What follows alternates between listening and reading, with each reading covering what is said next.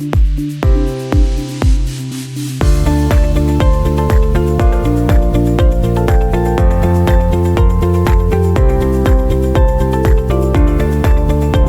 pessoal, meu nome é Carlos Eduardo Chanoski, eu sou cirurgião buco-maxilofacial e hoje nós vamos falar sobre 9 aspectos negativos relacionados à cirurgia ortognática que todo paciente precisa saber antes de iniciar o tratamento ortocirúrgico.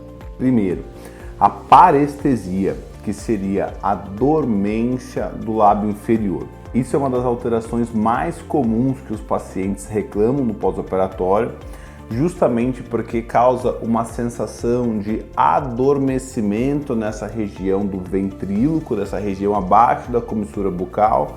Ela pode também acontecer nessa região da bochecha, do nariz, em alguns casos no céu da boca, na gengiva que recobre o céu da boca. Por que isso acontece?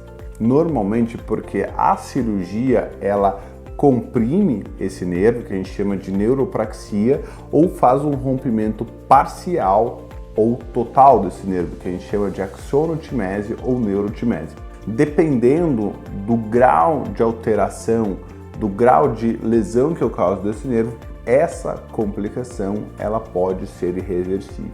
Trabalhos na literatura falam que o paciente, índices de parestesia que o paciente pode ter giram em torno de 3 até 67%. Isso varia muito de acordo com o instrumento de corte que é realizado para fazer a cirurgia, com a experiência do profissional que está realizando o procedimento, com a técnica cirúrgica, ou seja, são vários fatores, inclusive a anatomia, a localização anatômica desse nervo. Mas isso é algo que, se o paciente não está de acordo, que ele pode passar por isso, é melhor que ele não se submeta ao tratamento cirúrgico. Outro aspecto que a gente tem que comentar sempre são as chances de infecção. Como qualquer cirurgia que a gente se submete, a gente pode ter infecção no pós-operatório, a cirurgia ortognática não é diferente. Essas infecções elas podem ser tanto imediatas, devido à infecção do coágulo que fica na região onde é feita a cirurgia, a exposição da área operada, quanto isso também pode acontecer a longo prazo, um ano e meio depois da cirurgia. Sim, acredite ou não, a cirurgia ortognática pode ter complicações relacionadas ao material de fixação, as placas de titânio que são usadas na cirurgia, até 2, 3 anos depois de ter realizado o procedimento. Por isso que a gente sempre frisa, o acompanhamento da cirurgia ortognática normalmente ele se dá por 5 anos. Imediatamente essas infecções são pouco piores para o paciente, porque normalmente demandam que ele tenha que voltar para o centro cirúrgico e refixar as osteotomias. Isso a gente fala algo em torno de 2 meses depois da cirurgia. No 3º mês as placas não têm mais utilidade, então basicamente elas podem ser removidas sem nenhum tipo de complicação para o paciente, porque eu já tenho um tecido ósseo imaturo que ele une esses cortes que foram realizados na cirurgia, certo? Isso é muito importante. Acompanhamento no período principalmente mais inicial da cirurgia é primordial para se captar essas infecções de forma precoce, e, se for o caso, tratar antes que tenha que voltar para o centro cirúrgico. A terceira complicação que a gente sempre fala são as chances de eventos hemorrágicos, as chances de ter sangramento no pós-operatório. Então a gente sempre espera que a cirurgia ortognática, o paciente vá ter algum tipo de sangramento na cavidade nasal, ele vai acabar engolindo um pouquinho de sangue, às vezes acabe vomitando esse sangue porque ele acaba sentindo náusea no pós-operatório. Alguns casos ele não espera que vá ter esse gotejamento de sangue no nariz, mas é muito importante sempre acompanhar, tranquilizar o familiar, explicar que isso é normal por um período de 24 a 48 horas. O que não é normal é sangramento profuso, sangramento intenso, aquele sangramento que encharca uma compressa, aquele sangramento que a gente fica parado e ele não cessa. Isso normalmente demanda uma reabordagem para verificar algum vaso sanguíneo que não foi verificado durante a cirurgia, seja porque estava em hipotensão, seja por alguma laceração no pós-operatório desse vaso sanguíneo. Essas complicações são muito incomuns, mas elas podem acontecer. tanto nas 24, 48 horas depois da cirurgia, quanto uma semana, 10 dias depois da cirurgia, principalmente quando nós abordamos cavidade nasal, septo nasal, cornetos nasais, porque essas regiões elas são cauterizadas, elas não são suturadas, ou seja, formam uma crosta que impede que tenha sangramento. E se por acaso, por exemplo, o paciente acaba suando o nariz ou acaba espirrando com a boca fechada, acaba fazendo algum tipo de pressão positiva, pode ser que eu tenha uma estimulação tardia desse sangramento e esse paciente tenha que voltar para o hospital para controle dessa complicação, certo? A quarta complicação relacionada à cirurgia ortognática seria a não aceitação da alteração facial, das alterações no rosto que a cirurgia ortognática me trouxe, né?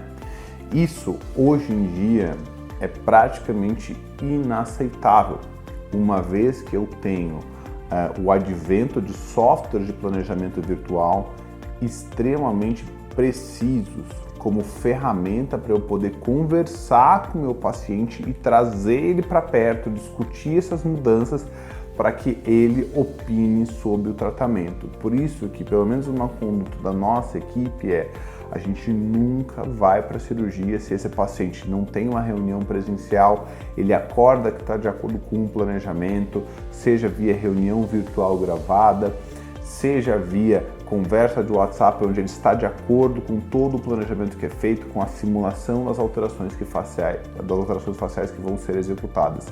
Sem isso, a cirurgia não acontece. Dessa forma, a gente basicamente elimina a chance do paciente não gostar do que aconteceu no rosto dele.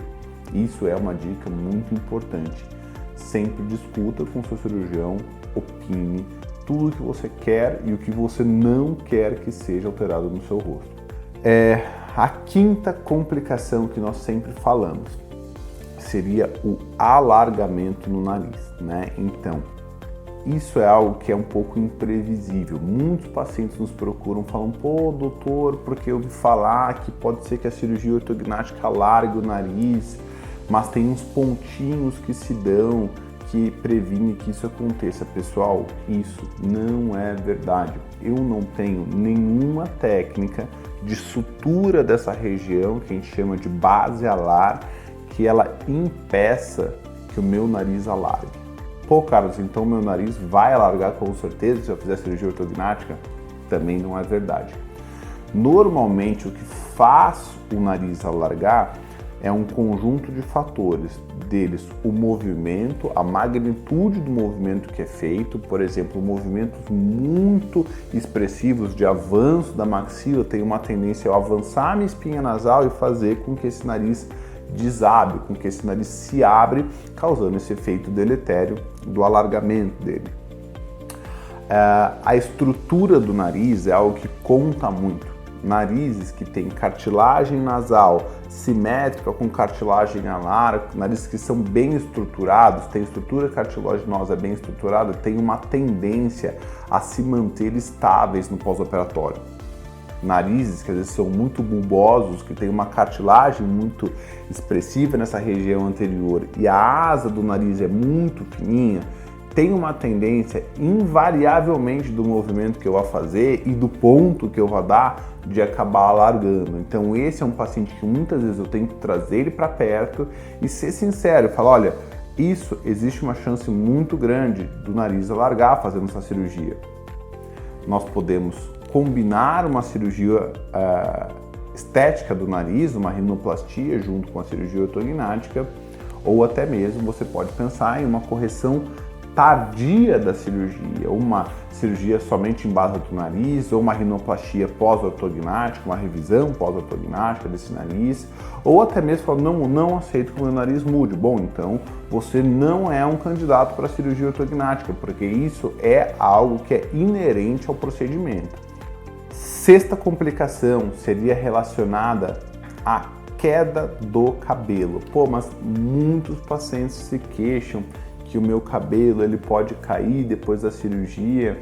O que pode fazer para evitar? Bom, a queda do cabelo é algo que ela também pode acontecer não somente na cirurgia ortognática, nas cirurgias ortopédicas, cirurgias plásticas, pode acontecer por um conjunto de fatores. Dentre eles, o uso de corticoides, deficiência de vitaminas depois da cirurgia, o estresse cirúrgico pós o procedimento pode afetar bastante, a alteração da higienização do couro cabeludo pós a cirurgia, algo que pode afetar muito também. E essa queda de cabelo, ela pode acontecer tanto num período imediato da cirurgia, de 30 dias, 60 dias depois da cirurgia, quanto até 3, 4 meses depois da cirurgia. Por isso que a gente sempre fala, é muito importante que o paciente tenha um acompanhamento dermatológico, principalmente pacientes que já têm uma tendência à queda de cabelo. A vida às vezes vai nos ensinando que a gente trata melhor o paciente quando a gente compartilha responsabilidades, e uma equipe multidisciplinar pode ajudar a cuidar desse doente de forma muito melhor, às vezes evitar que ele tenha algo tão prejudicial quanto a queda de cabelo, principalmente para pessoas que já têm dificuldade de ter volume de cabelo.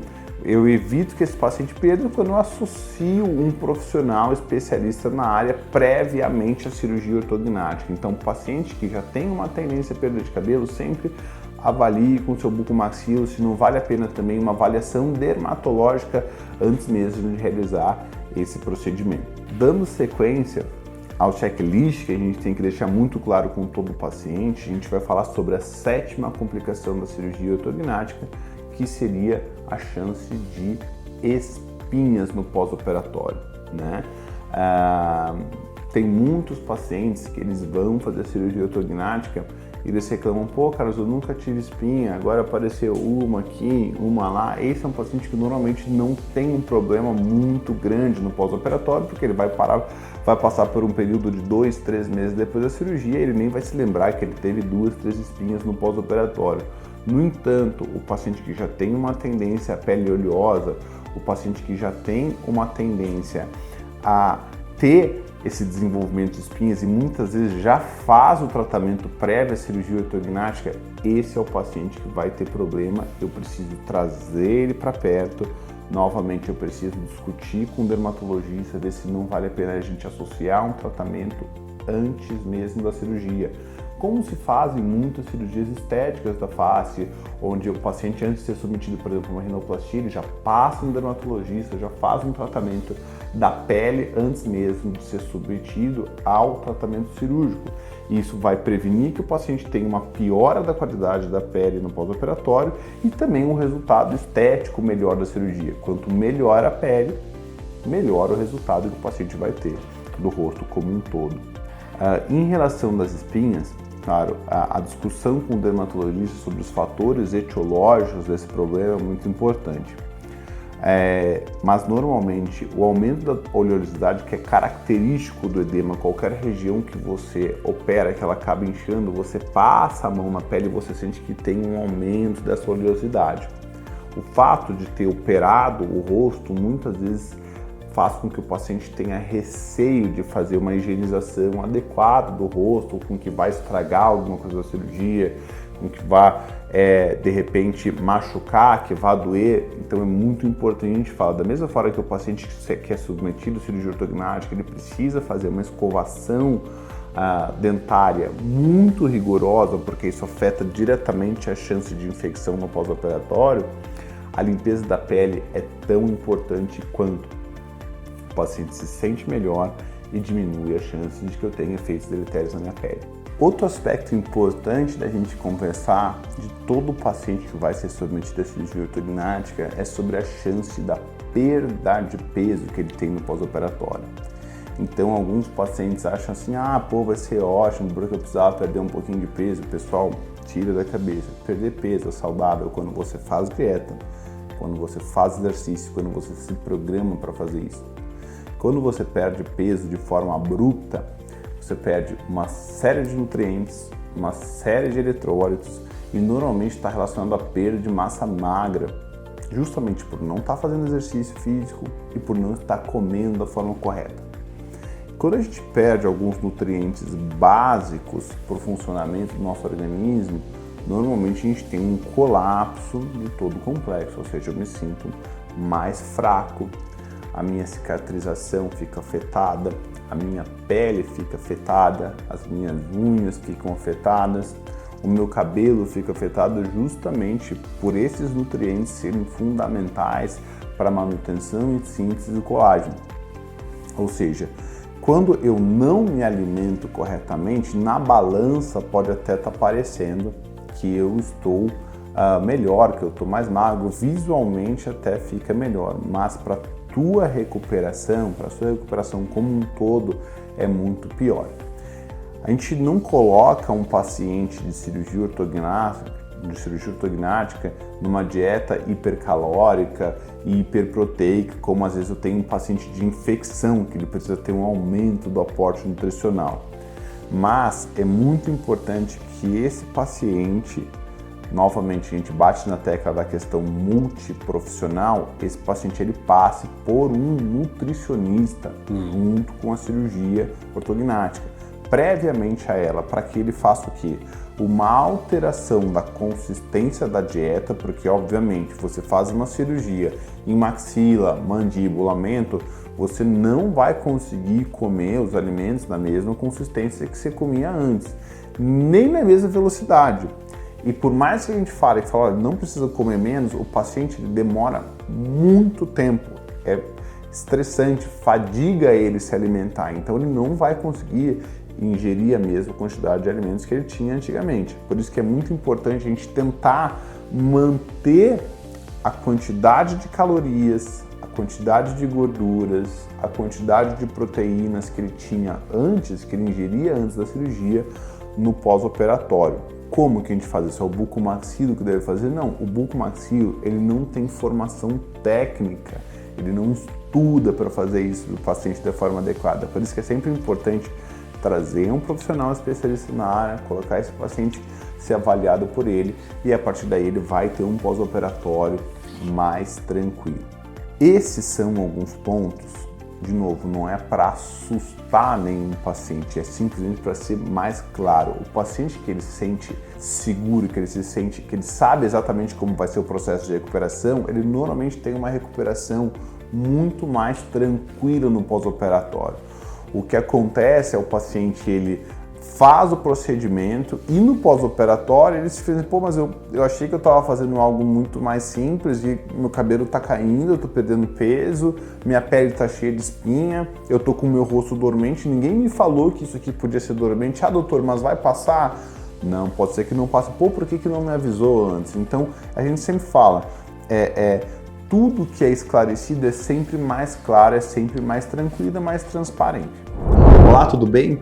Você tem gostado do nosso conteúdo? Então clica no sino, se inscreve no nosso canal, dá um like para curtir nosso vídeo e se tiver dúvidas pertinentes que não foram respondidas nos vídeos, deixe nos comentários que a gente vai entrar de forma sequencial e tentar sanar todas as dúvidas de vocês.